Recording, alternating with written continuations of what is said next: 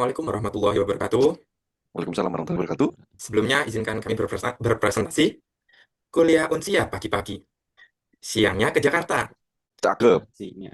Izinkan kami berpresentasi, semoga bermanfaat untuk semua. Yeay. Assalamualaikum warahmatullahi wabarakatuh. Nah, izinkan kami berpresentasi mengenai proposal kami yang berjudul Pengaruh Likuiditas, Solvabilitas, dan Profitabilitas terhadap Harga Saham PT Aspira Hidup Indonesia Tbk tahun 2022 sampai dengan 2024.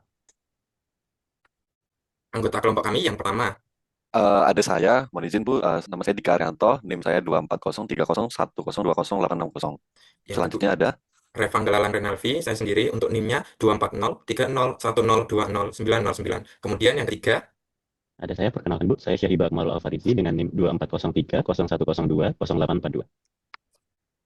untuk yang pertama, kita akan bahas tentang bab 1 yaitu pendahuluan. Untuk latar belakang sendiri, kenapa sih kita memilih proposal ini? Yang pertama itu ada Bursa Efek Indonesia. Jadi harga saham mencerminkan kinerja dan nilai perusahaan di mata publik dan investor. Jadi kita melihat ada harga saham dulu nih. Kemudian harga saham itu dipengaruhi oleh beberapa faktor, yaitu faktor perekonomian nasional yang dipengaruhi oleh eksternal terkait dengan makroekonomi, kebijakan, geopolitik, dan ada faktor internal terkait rasio keuangan dan manajemen. Kemudian untuk kita para investor maupun kreditor itu dapat melihat di laporan keuangan, yaitu fokus penelitian kami terkait dengan pengaruh likuiditas, solvabilitas, dan profitabilitas terhadap harga saham. Nah, untuk proposal kami ini, subjek utama penulisannya yaitu studi kasus pada PT Aspira Hidup Indonesia Tbk atau di BEI itu disingkat ACIS, yaitu selama 2022 sampai dengan 2024. baik, untuk rumusan masalahnya kami menarik 4 rumusan masalah. Yang pertama adalah terkait dengan likuiditas. Nah, apakah likuiditas berpengaruh signifikan terhadap harga saham PT Aspirasi Hidup Indonesia? Jadi di sini melihat dari likuiditas dari aset lancar terhadap dengan utang lancar, apakah itu dapat mempengaruhi harga saham dari PT Aspirasi Hidup Indonesia? Yang kedua adalah dari solvabilitas. Nah, dari solvabilitas apakah berpengaruh terhadap harga saham? Jadi kemampuan perusahaan untuk melunasi utang-utangnya berdasarkan total aset yang dia miliki, apakah berpengaruh terhadap harga saham yang dimilikinya? Terus yang ketiga adalah dari sisi profitabilitas. Apakah profitabilitas berpengaruh signifikan terhadap harga saham PT Aspirasi Hidup Indonesia? Dan yang terakhir adalah apakah semua variabel termasuk likuiditas, solvabilitas, dan profitabilitas secara simultan berpengaruh terhadap harga saham PT Aspirasi Hidup Indonesia? Selanjutnya, Nah, baik. Selanjutnya saya akan menyambung terkait metode penelitian yang kami gunakan. Jenis penelitian yang digunakan oleh kami adalah penelitian kuantitatif korelasional. Tujuannya untuk menguji hubungan antara dua variabel atau lebih. Nah, penelitian korelasional ini menggunakan instrumen untuk menentukan apakah dan untuk tingkat apa terdapat hubungan antara dua variabel atau lebih yang dapat dikuantitatifkan. Nah, jenis data yang kami gunakan sudah disampaikan oleh teman-teman tadi, yaitu data sekunder yang berasal dari BI. Nah, kemudian dari jenis penelitian yang kami angkat ini, kami mengembangkan hipotesis berdasarkan penelitian-penelitian terdahulu, yaitu terkait pengaruh berbagai variabel terhadap harga saham. Yang pertama, yaitu pengaruh likuiditas terhadap harga saham. Berdasarkan penelitian dahulu, didukung dengan bukti yang empiris dan yang diberikan oleh penelitian dahulu, dapat dikatakan bahwa hipotesis pertama dalam penelitian ini adalah likuiditas memiliki pengaruh negatif terhadap harga saham perusahaan. Kemudian yang kedua, terkait solvabilitas dan harga saham, hipotesis yang tersusun dari penelitian terdahulu adalah solvabilitas memiliki pengaruh negatif terhadap harga saham perusahaan. Kemudian yang ketiga, terkait profitabilitas dan harga saham, berdasarkan penelitian terdahulu, didapatkan hipotesis bahwa profitabilitas memiliki pengaruh negatif terhadap harga saham perusahaan. Kemudian yang terakhir, digabungkan semuanya itu pengaruh antara likuiditas, solvabilitas, dan profitabilitas terhadap harga saham. Berdasarkan penelitian terdahulu, didapatkan hipotesis bahwa likuiditas, solvabilitas, profitabilitas memiliki pengaruh negatif terhadap harga saham perusahaan. Yang kedua ada bab 2 terkait dengan landasan teori. Untuk yang pertama landasan teori, jadi karena kita tadi ada likuiditas, solvabilitas, profitabilitas, dan juga harga saham dan valuasi, jadi kita akan bahas lebih lanjut mengenai 4 bahasan ini. Untuk yang pertama yaitu terkait likuiditas. Untuk likuiditas sendiri itu apa sih? Pengertiannya yaitu menggambarkan sejauh mana perusahaan mampu menjaga jumlah aset lancarnya untuk memenuhi kebutuhan operasional sehari-hari sekaligus melunasi kewajiban jangka pendeknya. Nah, untuk rumusnya sendiri yaitu kita memakai current ratio atau aktiva lancar atau aset lancar dibagi dengan utang lancar. Jadi, untuk hasil yang lebih tinggi yaitu lebih dari satu, itu berarti perusahaan itu menyimpan kas lebih banyak karena aset lancar ini berupa kas ya. Jadi menyimpan kas lebih banyak. Jadi kalau angkanya terlalu tinggi itu nggak bagus juga untuk perusahaan. Kenapa? Jadi kas yang ada di perusahaan itu terlalu banyak sehingga perusahaan itu kurang dapat memanfaatkan kasnya untuk pembelian entah aset yang lain atau hal-hal lain. Nah, intinya kasnya berlebihan dan perusahaan kurang dapat memanfaatkannya. Nah, kemudian kalau hasilnya karena rasio terlalu rendah, itu juga nggak bagus untuk perusahaan. Kenapa? Terdapat indikasi bahwa kas yang dipegang perusahaan itu tidak dapat melunasi utang jangka pendeknya, karena jumlah kas atau aset lancarnya itu kurang dari jumlah utang jangka pendeknya. Seperti itu. Untuk yang kedua yaitu terkait solvabilitas. Pengertiannya sendiri yaitu mencerminkan kemampuan perusahaan untuk memenuhi kewajiban jangka panjangnya. Jadi untuk rasio keuangan yang kita pakai adalah debt to equity ratio atau singkatannya DER. Rumusnya sendiri yaitu total utang dibagi dengan total ekuitas. Jadi rumus ini itu menunjukkan seberapa besar perusahaan dibiayai oleh pihak luar dibandingkan modalnya sendiri. Nah, kalau nilainya terlalu tinggi, itu bagaimana? Jadi itu ada potensi resiko keuangannya tinggi. Jadi perusahaan itu tidak dapat menanggung hutang-hutangnya, hutang jangka panjang ya dalam hal ini. Nah, begitupun kalau terlalu rendah, itu juga jelek karena resiko keuangannya rendah. Jadi antara hutang dengan ekuitasnya perusahaan itu tidak bisa membalancekan seperti itu. Kemudian yang ketiga ada profitabilitas. Pengertiannya yaitu mengukur seberapa efisien perusahaan dalam menghasilkan laba. Nah, untuk rasio keuangan yang kita pakai di sini ada 4, yaitu terkait gross profit margin atau GPM, kedua ada net profit margin atau NPM, yang ketiga ada return on asset atau ROA, yang keempat ada return on equity atau ROE. Nah, untuk GPM sendiri atau gross profit margin itu laba kotor dibagi dengan pendapatan dikali dengan 100%. Sedangkan untuk net profit margin itu laba bersih, jadi laba bersih dibagi pendapatannya.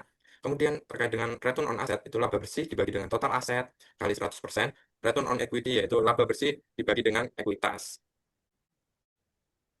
Baik, memasuki harga saham dan valuasi. Nah, di sini ada dua ya, berarti harga saham dan valuasi. Nah, yang pertama harga saham itu merupakan nilai yang terbentuk atas aktivitas pasar dari permintaan dan penawaran dari harga saham itu sendiri. Nah, di sini kami batasi karena kita menggunakan data yang per tahun. Jadi harga saham itu yang digunakan adalah penutupan tiap akhir tahunnya. Jadi itu yang menjadi dasar pengukuran. Terus selanjutnya adalah valuasi saham. Nah, berbeda dengan harga saham di mana terbentuk dari aktivitas pasar, valuasi saham merupakan nilai intrinsik atau nilai asli dari harga saham itu sendiri. Jadi didasarkan atas performa perusahaan itu sendiri, bisa dari sisi PER atau price to earning ratio, jadi dari sisi pendapatannya dia, price to book value, dan juga discounted cash flow dari perusahaan itu sendiri.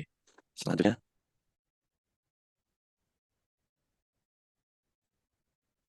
asumsi dan metode yang digunakan. Nah, di sini ada beberapa asumsi dasar sebelum kita melakukan penulisan. Yang pertama adalah keterkaitan antar variabel. Jadi diasumsikan bahwa likuiditas, solvabilitas, dan profitabilitas memiliki pengaruh mau langsung maupun tidak langsung terhadap harga saham perusahaan.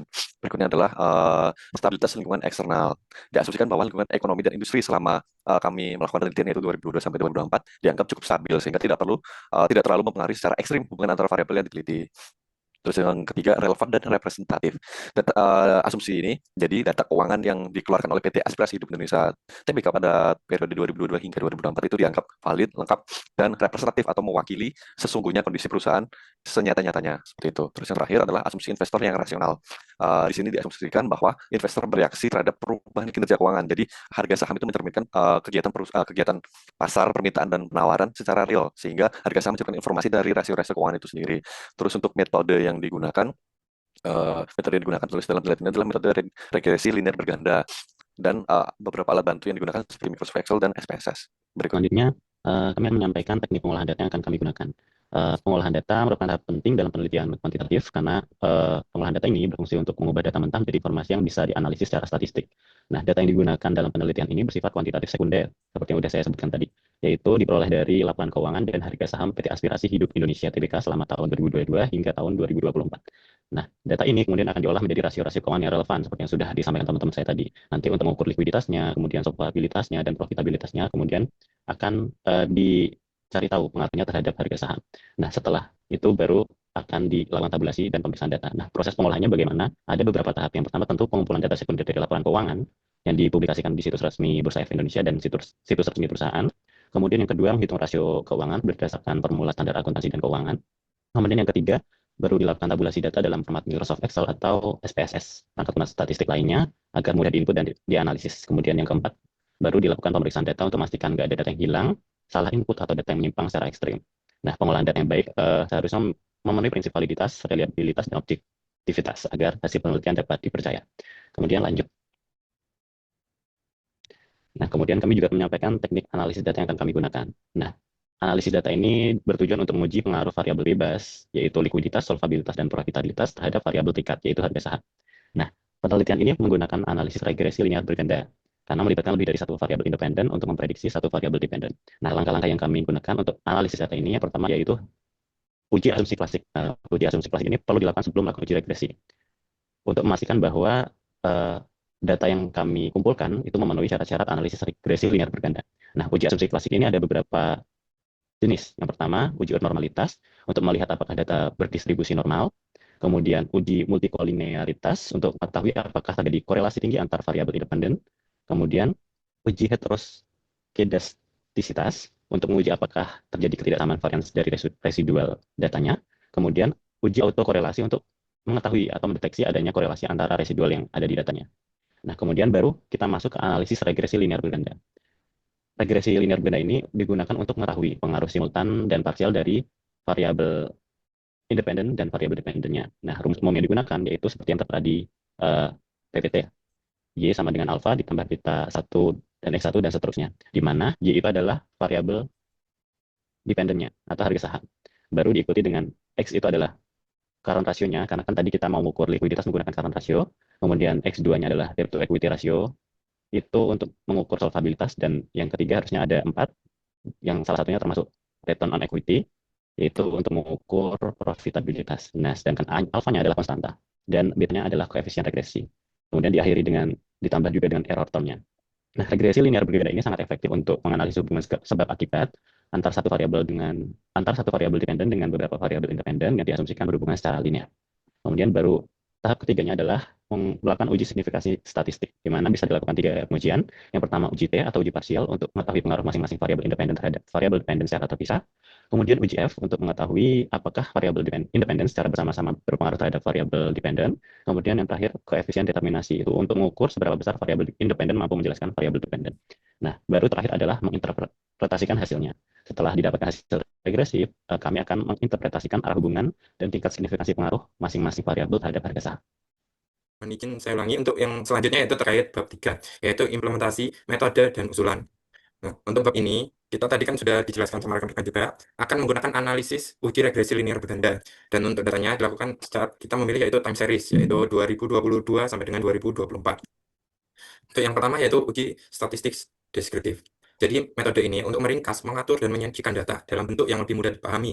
Tujuannya adalah untuk memberikan gambaran umum tentang karakteristik data. Jadi uji statistik deskriptif ini itu contohnya yaitu nilai rata-ratanya, kemudian ada mediannya, modusnya, standar deviasinya berapa, dan ada juga rentang datanya.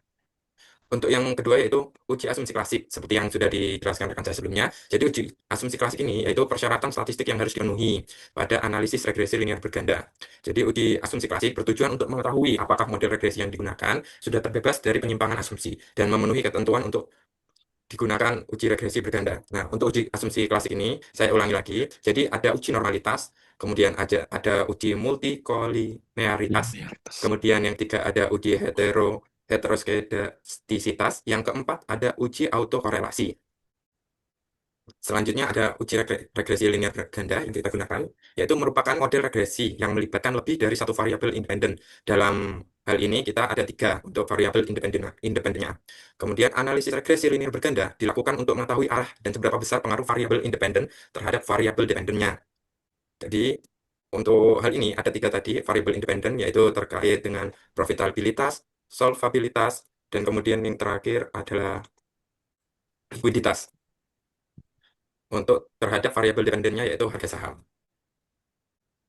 Baik, uji asumsi klasik yang pertama adalah uji normalitas. Nah, sebelum masuk ke sini, jadi timbul pertanyaan dong, kenapa kita harus melakukan uji asumsi klasik? Nah, sebelum kita melakukan uji hipotesis, jadi alangkah baiknya kita melakukan uji asumsi klasik agar nanti waktu pengujian hipotesis itu terbebas dari bias-bias kesalahan, seperti mungkin dari data yang diujikan itu kurang baik untuk dilakukan penelitian. Nah, jadi yang pertama itu dari uji asumsi klasik, seperti dijelaskan oleh rekan tadi ada uji normalitas. Nah, urutannya bebas sih sebenarnya, tapi yang saya presentasikan di sini yang pertama adalah uji normalitas. Nah, uji normalitas itu apa? Uji normalitas adalah uji yang bertujuan untuk mengetahui dari model yang dibangun atau dari data yang ada itu terbebas dari ketidaknormalan dari distribusi datanya. Jadi misal kok datanya misal dibikinkan scatter plot itu ada di sebelah kanan semua atau di sebelah kiri semua atau mungkin malah ngumpul di tengah-tengah. Nah, itu berarti ada kemungkinan bahwa data tersebut secara pengujian normalitas pasti nanti akan timbul ketidakbagusan atau positif uji normalitas. Nah, dari sisi sini pengujiannya, nah ini pernah saya pernah melakukan pengujian normalitas. Nah, di sini adalah contoh hasil kalau kita masukkan ke SPSS. Jadi terdapat beberapa parameter seperti normal parameter dan tes statistik dan lain-lain. Nah, di sini menggunakan angka dari non-parametric Kolmogorov-Smirnov yang menghasilkan data simplifikasi sebesar 0,47. Nah, dari angka 0,47 tersebut, jika nilainya di atas ambang batas 0,05, jadi artinya data tersebut terdistribusi secara normal dan tidak ada normalitas. tidak ada apa namanya kejanggalan dari data tersebut. Baik, selanjutnya adalah uji multikolenialitas. Nah, apa itu uji multikolenialitas? Ada uji multikolenialitas bertujuan untuk menguji apakah model yang dibangun terdapat korelasi antara variabel bebasnya. Jadi tadi kan ada beberapa variabel bebas, misal dari solvabilitas, profitabilitas, sama satu lagi tadi eh, sorry apa tadi Mas? Tadi tiga, Likuiditas. solvabilitas, likuiditas. Nah, dari tiga-tiganya ini atau mungkin dua ada terdapat hubungan. Nah, itu berarti ada gejala multikolenialitas. Nah, dalam penelitian alangkah baiknya dari beberapa variabel bebasnya itu terbebas dari hubungan. Nah, kalau dari pengujian ini eh, dihitung dari toleransi variance inflation factor atau VIF. Nilai VIF jika di atas 0,01 maka dapat dikatakan bahwa variabel bebas tidak dapat dijelaskan oleh variabel independen lainnya atau tidak terdapat multikolenialitas. Namun jika nilainya di bawah 0,01 maka artinya ada gejala VIF dan multikolenialitas. Selanjutnya. Nah, selanjutnya adalah uji heterokedasitas. Nah, uji heterokedasitas bertujuan untuk melihat model yang dibangun memiliki variansi seragam atau tidak. Eh, Jika mungkin dibikinkan scatter plot, nah seperti yang saya bilangkan tadi, jika membentuk pola-pola tertentu, nah ini saya contohkan yang atas tuh data yang bagus, jadi tidak terdapat pola-pola tertentu. Jadi variabel bebasnya, variabel dependennya itu tidak ada pola-pola tertentu. Terus yang di bawahnya adalah contoh data yang waktu penelitian kurang bagus, pemilihan datanya, pengambilan datanya, jadi ada terdapat mungkin yang ada kesalahan. Nah, yang pertama adalah pola yang distribusinya cuma ada di bawah, dan ada juga yang membentuk diagonal, dan juga yang membentuk setengah lingkaran. Nah, ini alangkah baiknya mungkin dari pengambilan datanya bisa diperbaiki lagi. Selanjutnya, pengujian autokorelasi. Nah, uji ini bertujuan untuk menguji apakah model yang bangun ada kesalahan pengganggu pada periode-periode sebelum dilakukan penelitian. Nah, hal ini terjadi jika observasi pada data periode tertentu berkaitan dengan periode-periode lainnya. Nah, pengujian ini dapat dilakukan menggunakan nilai Durbin Watson. Jika nilai Durbin Watson berada di antara DU dan 4 DU, maka dapat dikatakan ada autokorelasi. Selanjutnya. Baik, selanjutnya kalau tadi teman-teman saya sudah membahas terkait uji asumsi klasik dan analisis linear dependennya, selanjutnya masuk ke tahap selanjutnya yaitu masuk ke uji signifikansi statistik. Yang pertama ada pengujian koefisien determinasi. Biasanya disebut juga dengan adjust R-square. Nah, uji ini adalah metode untuk mengetahui bagaimana variabel independen mampu menjelaskan variabel dependen dan mengukur seberapa besar tingkatannya. Nilai koefisien determinasinya berkisar antara 0 sampai dengan 1. Kemudian nilai R-square yang dianggap baik adalah nilai R-square dengan hasil lebih dari 0,5 dan mendekati angka 1. Itu akan menunjukkan bahwa modelnya akan semakin baik. Kemudian pengujian ini mengukur tingkat pengaruh variabel independen terhadap variabel dependen melalui persentase, di mana kalau ada sisa dari persentase tersebut, maka dapat disimpulkan bahwa ada variabel lain yang mempengaruhi variabel dependen. Kemudian yang kedua, dari uji signifikansi statistik ini ada pengujian signifikansi T, di mana uji ini dilakukan untuk mengetahui kebenaran sebuah hipotesis. Caranya adalah dengan mengukur besarnya pengaruh variabel independen terhadap variabel dependen. Nah, umumnya di pengujian regresi menggunakan tingkat kepercayaan 95% dan taraf signifikansi 5%. Kriterianya yang pertama, kalau uji T menghasilkan T lebih dari 0,05, maka kesimpulannya adalah H0 diterima dan HA ditolak, yang berarti tidak ada pengaruh antara variabel independen dan variabel dependen. Kemudian kriteria kedua, jika hasil signifikansi uji T itu kurang dari 0,05, maka H0 ditolak dan HA diterima. Berarti terdapat pengaruh variabel independen pada variabel dependen. Nah, yang ketiga ada pengujian signifikansi F, atau disebut juga uji simultan. Ini digunakan untuk menguji apakah sebuah variabel dependen dipengaruhi secara simultan oleh variabel independen. Hasilnya diketahui melalui nilai P, dan kemudian dibandingkan dengan tingkat signifikansinya, biasanya menggunakan 5%. Jika nilai P lebih kecil dari tingkat signifikansi, maka dapat disimpulkan bahwa model regresi yang dibuat telah sesuai dengan data. Kemudian, lanjut. Dan terakhir akan dilakukan operasionalisasi dari variabel yang ada. Yang seperti yang sudah kami sebutkan berulang-ulang, variabel yang digunakan adalah variabel dependen dan variabel independen, di mana variabel independen ini akan diuji apakah dia mempengaruhi variabel dependen yang ada. Nah, variabel dependen di sini adalah harga saham, sedangkan variabel independennya adalah likuiditas, solvabilitas, dan profitabilitas. Nah, untuk masing-masing variabel independen ini sudah disampaikan oleh rekan-rekan saya sebelumnya. Likuiditas ini bisa diukur dengan current ratio, kemudian solvabilitas bisa diukur dengan debt to equity ratio, dan profitabilitas bisa diukur dengan gross profit margin, net profit margin, return on asset, dan return on equity. Nah, dari keempat rasio ini, bukan empat, ada berapa itu? 6. 6 rasio ini secara komprehensif akan digunakan untuk menilai sejauh mana manajemen perusahaan berhasil menciptakan laba, serta menjadi indikator penting bagi investor dan pemangku kepentingan dalam menilai prospek dan kinerja keuangan perusahaan secara keseluruhan. Nah, sekian presentasi dari kami karena tadi sudah diawali dengan pantun, saya tutup juga dengan pantun. Pagi-pagi ke Taman Mini, Cakep. sore hari pulang ke Bekasi. Artinya. Setelah selesai presentasi dari kami, sekian dan terima kasih. Yes, kelas. Well done. Berapa